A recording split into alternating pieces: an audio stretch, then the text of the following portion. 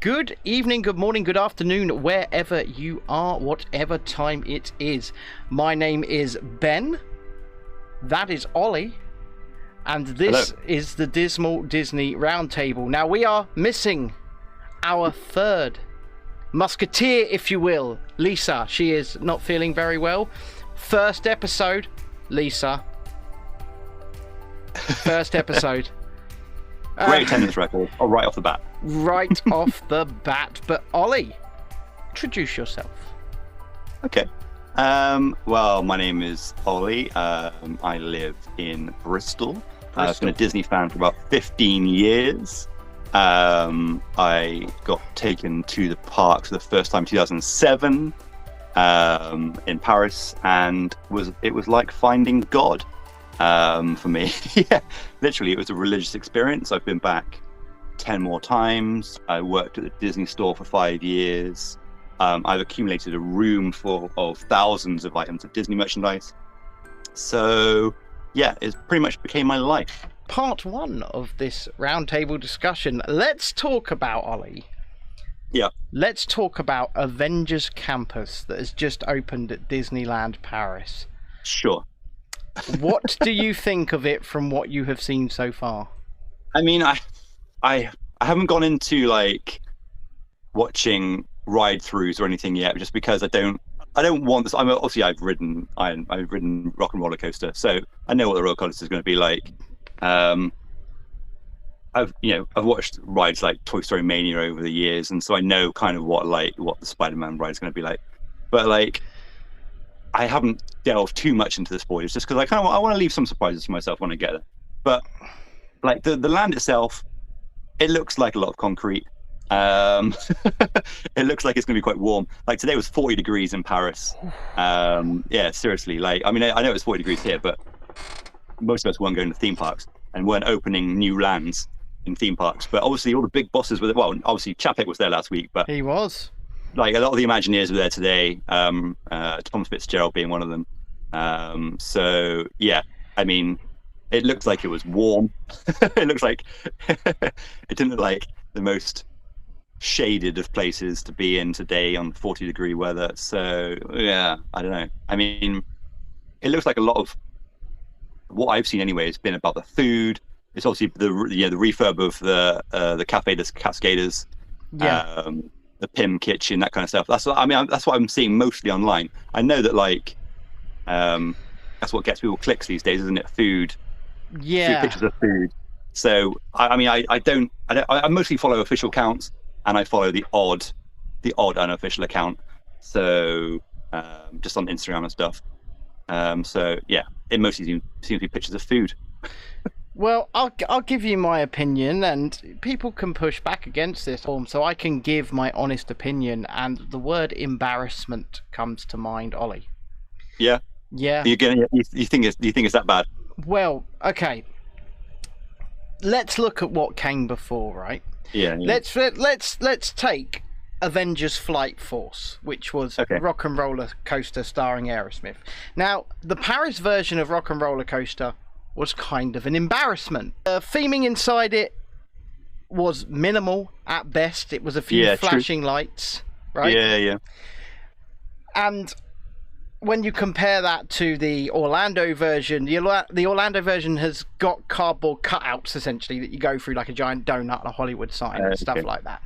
None of that was present in Paris, but somehow they managed to take what was a barely themed ride and make it an entirely unthemed ride. Wow. Okay. I don't know if I'm giving you spoilers here, but no, I mean, carry on. I'm not too fussed. I mean, I haven't seen it myself, but you go for it. From what I have seen, it is 70% plus in pitch black, right? Really?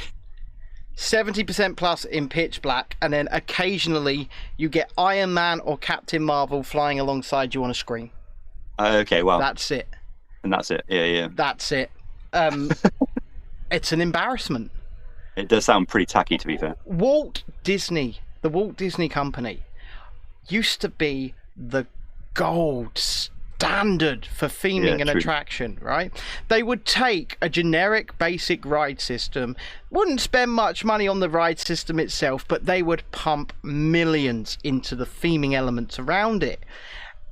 And this just is not present here. I am pleased to announce that it appears Flight Force does have a full-size Iron Man animatronic in the pre-show. Yeah, looks very good. But this is Disneyland Paris. And the second he breaks, he's won't not going get to be fixed. fixed. We know what happened to Buzz. Remember, Buzz pretty much had an arm off for about 4 years. And most of the time he was in the shower. Yeah, most of the time just got the curtain around him. They finally repaired Buzz. I mean, they redid the whole ride, and I went on it after its refurb, right? And it was closed for over a year and a half, and mostly because of the thing we shall not speak of. But but I struggled. I was going, what did they actually do here?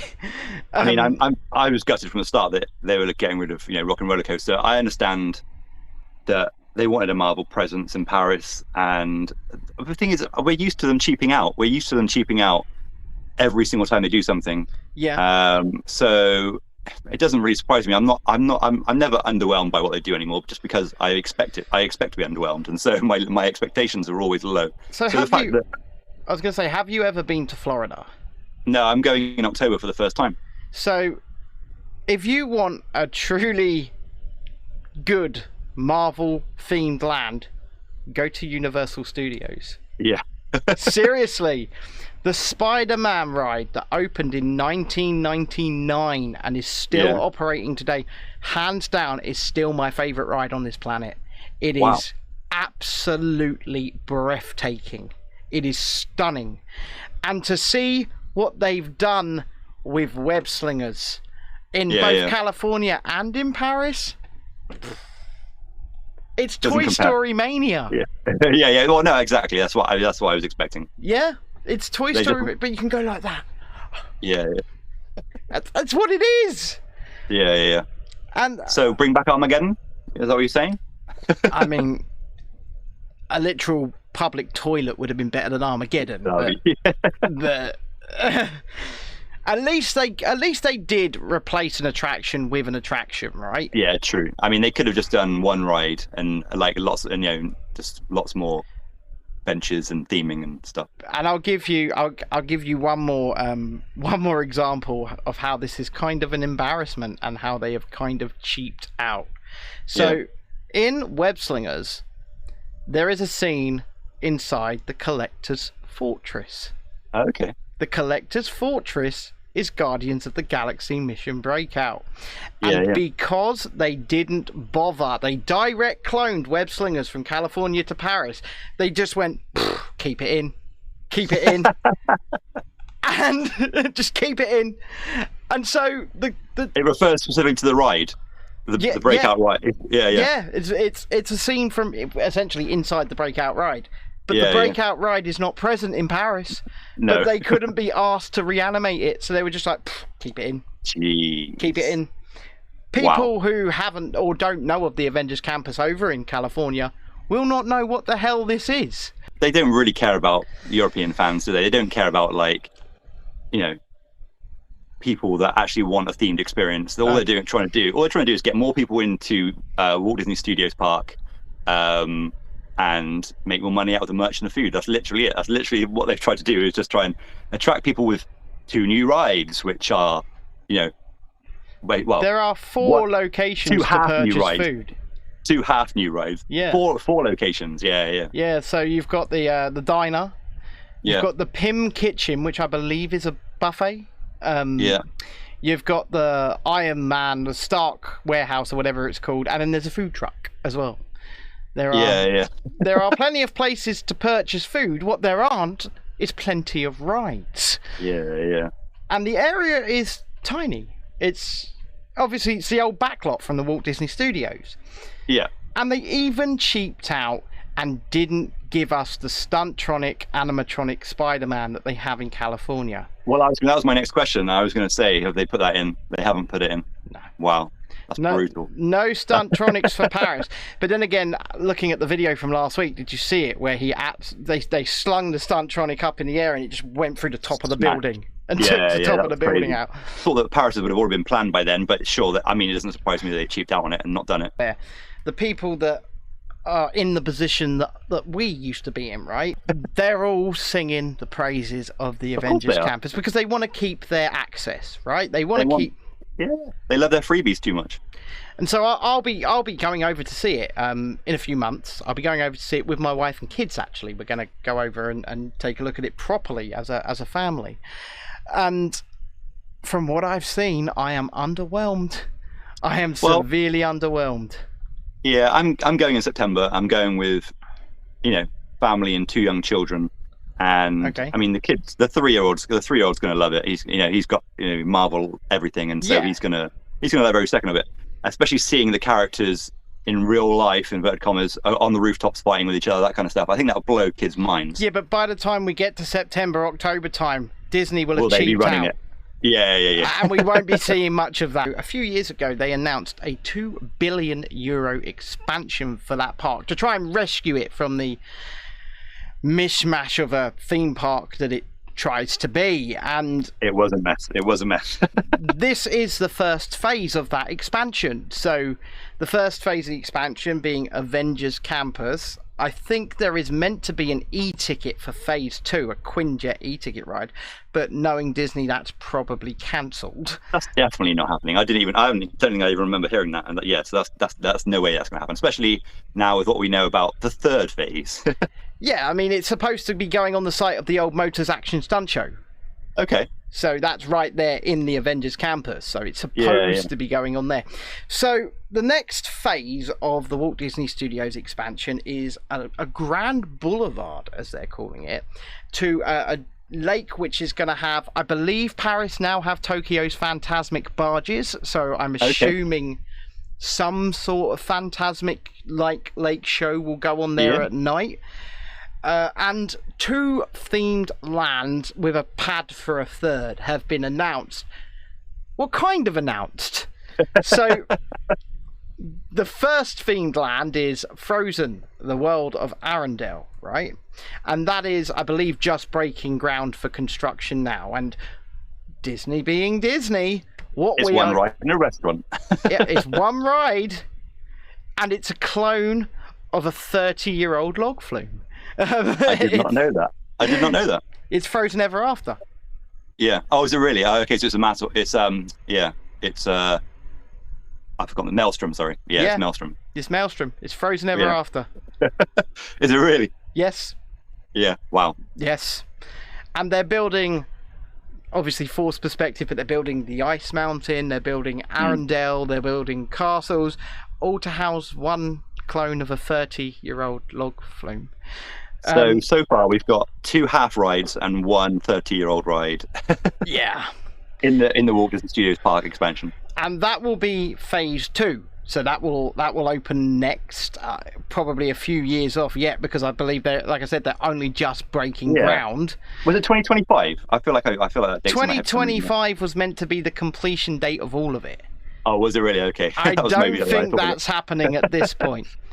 No, maybe Frozen was next year supposed to be. And by the way, the plans for this expansion are up in giant blueprints on the construction walls in the park. You can go and see them. And the third land is very clearly Star Wars. It's supposed to be a clone of half of Galaxy's Edge, with only Rise of the Resistance looking at the blueprints that were submitted. But today, this morning. This morning, at the time of recording, Natasha Rafalski, CEO, I guess, or president of Disneyland Paris, said what, Ollie? Well, I think she said in an interview in French, which has to have been translated, whether incorrectly or not, we don't know. But she said that the theme for the third land has not yet been decided. But she could have been referring to the fact that they don't know what theme of Star Wars has been decided. So it could have been, they could have decided that Galaxy's Edge hasn't worked so well in America with the 2 parks, and so they want to they want to go for an OT theme. Maybe that's what she's referring to. Who knows? I think what's happened is the thing that we will not speak of has caused the company to hemorrhage so much money that they have decided we can't afford this, and we've only ever cheaped out on this resort anyway, so let's cheap out some more.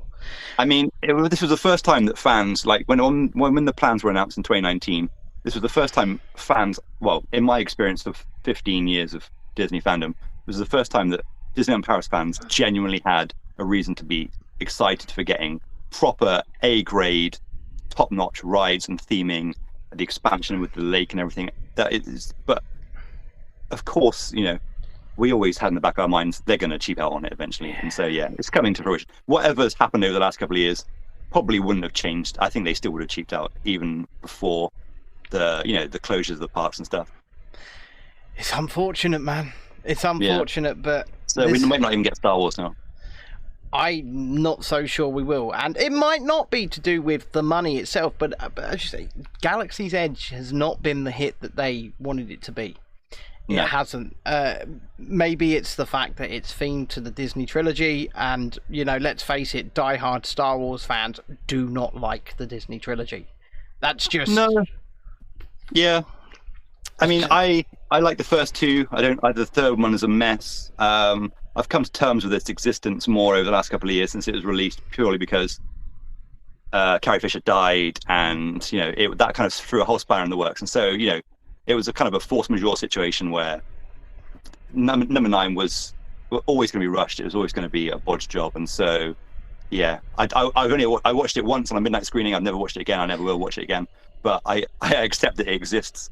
I can see why people are less excited about a sequel trilogy land than they would be an OT or even a prequel trilogy. Let's be honest. If they did a prequel trilogy land, it would probably be more successful than Galaxy's Edge. Just make the Gungan City. Gungan City. You could do Naboo, exactly. Because the fans, when I saw Phantom Menace, I was how old? I was 20 years old. Yeah, I was 20 years old. I was in Orlando when I saw the Phantom Menace. So kids of the prequel trilogy are now in their mid-20s, and they absolutely love the prequel trilogy. And so the fans which are now getting money, they're starting their careers, they're getting disposable income for the first time. Those are the fans that are going to go to theme parks in the next 20 or 30 years. So I could completely, if Rafalski comes out tomorrow and says it's a prequel trilogy land, I'll go fine. Okay, I'll accept that. Fine. I'm OT all the way, but I mean, I'll take a prequel land. Walking, talking Jar Jar, I'll take it. Yeah, go for it. I'll take it. Mr. Jar Jar Binks. They've given Hayden Christensen some work recently, so they could get Ahmed Best some work. He's ready to do the Jar Jar voice. Well, they just need you, or they could just get you to do it. They could just get me, yeah. It's probably a lot cheaper. I'll do it for free. Yeah, Mr. Jar Jar Binks. I'll do it. That's actually really good. That's actually really good. Look what they did with their Star Wars hotel. Yeah. $6,000 for 2 nights. That's insane, isn't it? I've heard people saying that they would, not even people that have stupid money to spend, but just normal people, would prepare to pay that kind of money. And I'm I've been the biggest Star Wars fan for 35, 40 years. Me too. Well, not 35, 40 years, but because I haven't been alive that long. I'm a lot older than you. But, And you're looking good on it, man. Thanks very much. I appreciate it. That's very kind of you. Yeah. I would not pay that money. I would never pay that money. Literally, it's just absolutely beyond belief. How anyone can justify that, I think, is disgusting.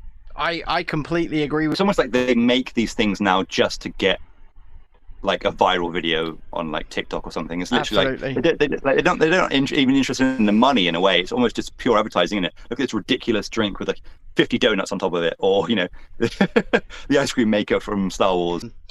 Let's move on to what's new on Disney Plus. Awesome. What's new on Disney Plus, Ollie?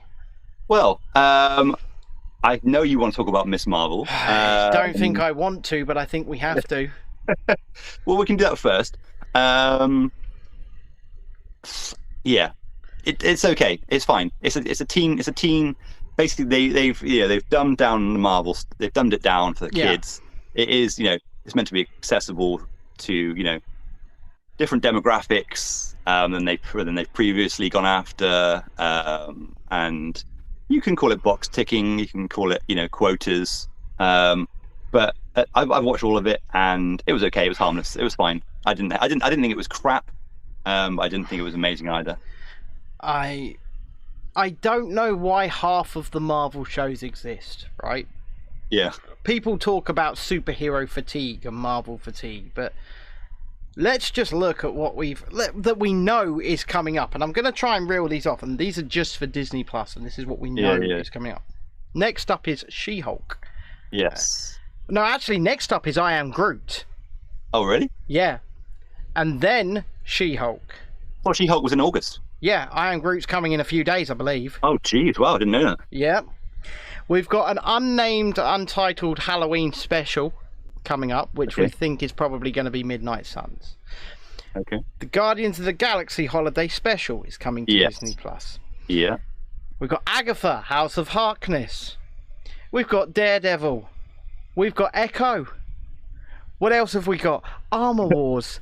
Secret Invasion. Wow. What If Season 2. X-Men 97. Spider-Man freshman year.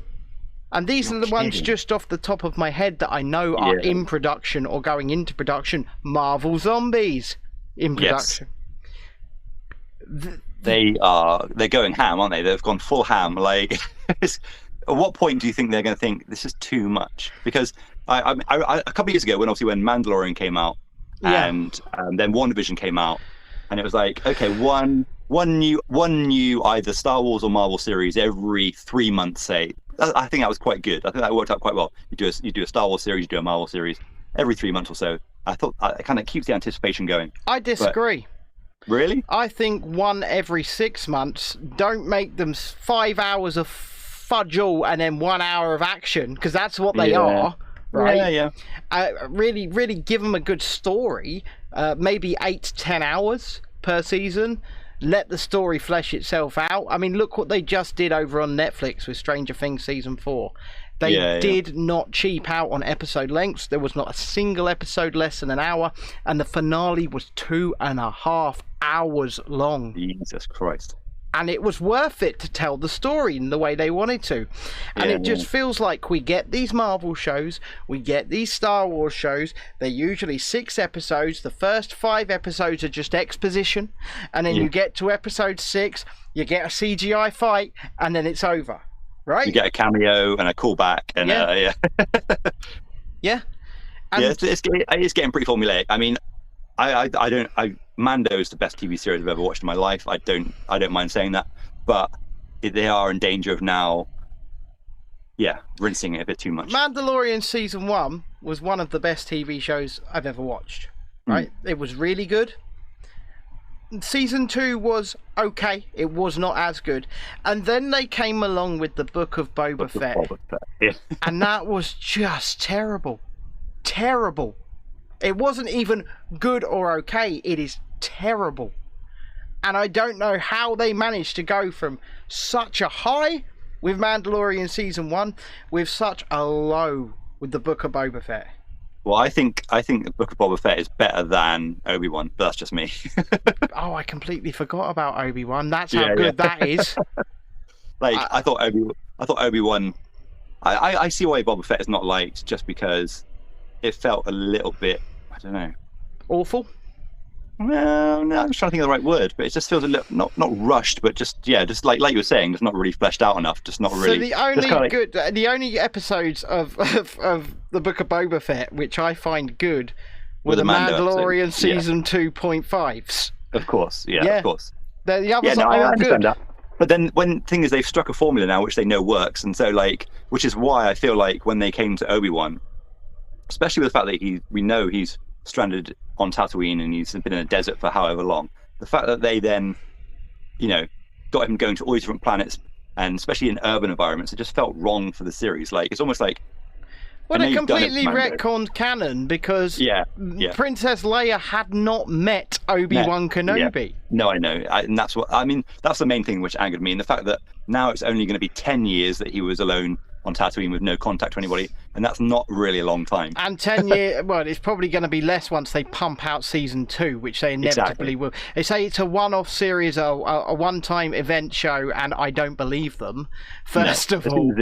Well, I mean, I don't know. I mean, I'm not sure how they measure success on these Disney Plus shows now, because like I know they have like the number of hours that are streamed. Yeah, but we don't get to see that with Disney Plus. Well, no, of course not. Of course we don't. But then, do they go by fan reaction? Do they go by Rotten Tomatoes? Do they go by like how do they decide whether?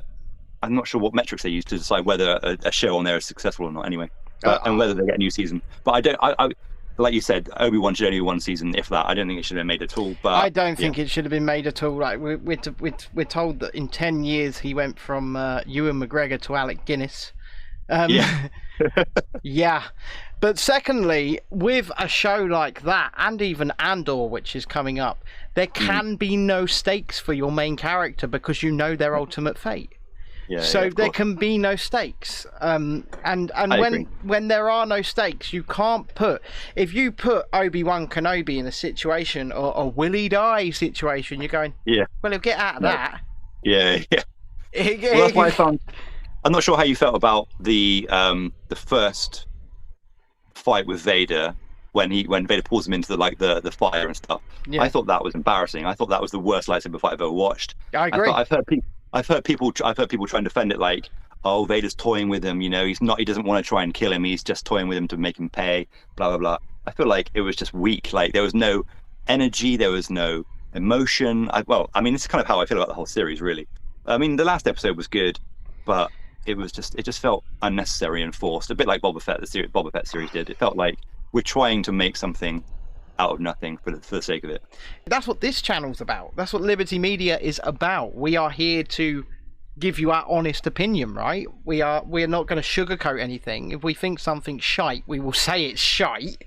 Definitely. And ultimately, if we think something's good, we'll say it's good. And I know this show is called the Dismal Disney Roundtable, but we will give credit where credit's due. I think that's the best way to be, because so many Disney fans aren't like that. So many Disney fans are just everything's rosy because the nature of the product is happy and fun, family and magic, all those buzzwords that we like to use. That it's almost above criticism, but I think that just that's led us to the position we're in now, where Paris just cheaps out at every possible opportunity. I think that fandom in the last 10-15 years has enabled Disney to screw us over more. And because they've decided that. So basically, the fandom decided, instead of demanding higher quality attractions, they wanted painted walls to stand against. Exactly. We want photo ops. Yeah, we want photo ops. We want Instagrammable food.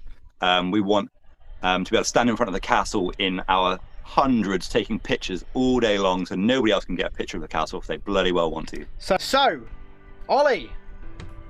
Ben. Me and Ollie, an honorary member of Liberty Media, would like to thank you. If you did make it to the end, I don't know why you did, but if you did, well done, congratulations.